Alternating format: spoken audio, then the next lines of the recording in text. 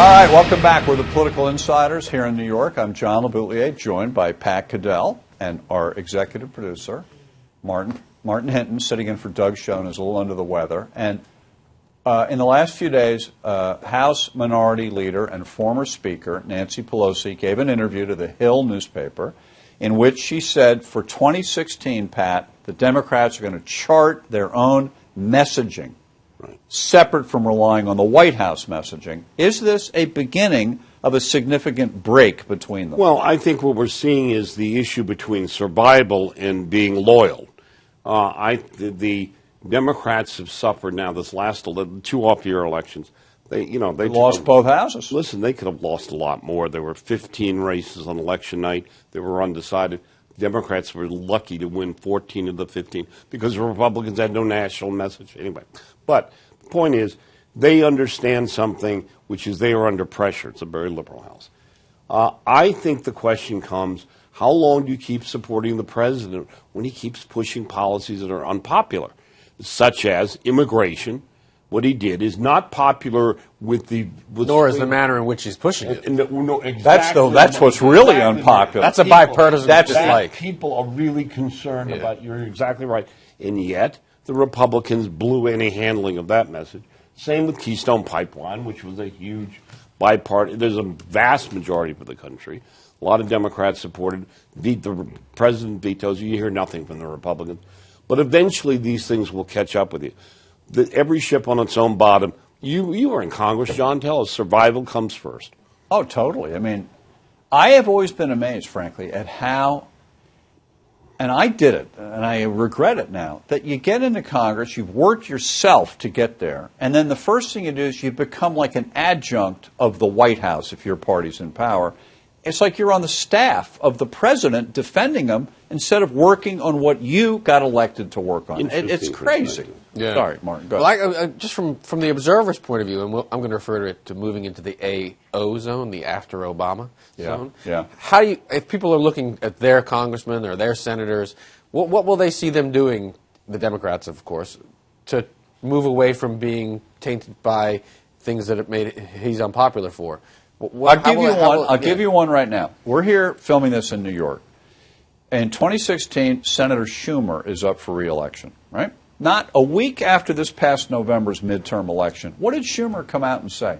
Obamacare was a big mistake. So he already started moving priming away. that wall. And that's in New York, well, and blue again, state. that's why the Iran deal and the entire question, foreign policy is very big with voters. And, the country is very hawkish.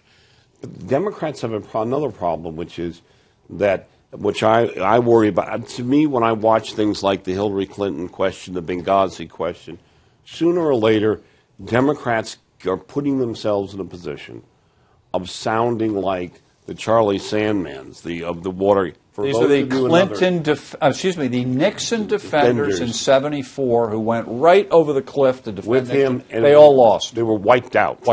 As where their party was.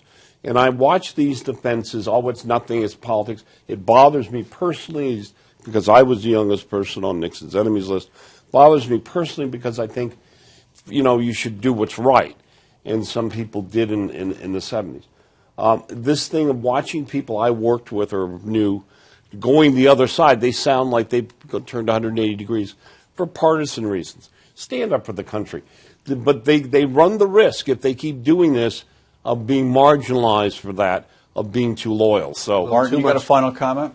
You can't drink a little too much Machiavelli. You got to maybe sometimes you have to be the gracious prince and not the win at any cost prince. Yeah, and don't drink the Kool-Aid of these that White idea, Houses, too. The point you made that when you get elected from whatever district to represent those people, and you get sucked into governing as a function of the president's agenda, what you don't do is serve what's most important, and it's people at their local home, school board level. Is my railroad crossing safe? is all those things that matter to people. Will that factory get built in my town that'll provide those jobs? But no, what? You're arguing you're writing letters to Israel. Right. Or but Iran. Congress people want to be on TV, obviously, to get their message out. The only way you get on any of these shows now is if you're going to come on and defend Hillary or attack Hillary on the emails. You don't get the opportunity to come on. Or Obama. Or you can't come on and say, I have a bill to protect school crossings. They won't put you on. You have to be engaged in this thing, and it's ruining the whole system. Well, also the public doesn't like it. They don't like. Oh, they hate all the negativity. All of this. I hate all the negativity. You just made this point, though, about not being able to do their jobs, and I think that's an interesting point because since you've been in Congress, I think this problem of partisan party loyalty over obligation to your job or to your country has multiplied multi-times. Eightfold, whatever you want to say. Totally. It's the worst ever in my lifetime. Yeah. All right, we're going to continue that theme. Martin, please make a note on the air here that we need on Sundays to keep coming back to what is the role of your representatives? Are they to be partisan defenders or advocates for a program to help the country? And we need to talk more about it. We're the only people on TV who talk about this stuff. Or imagine that anyone in the country, you in the country. Okay, we've got to go. For Pat Caddell, don't forget, you got to watch us on Sunday night, 7:30 with Harris Faulkner. Best show on TV. For Martin Hinton, for Pat Caddell, I'm John LeBoutillier. See you on Sunday.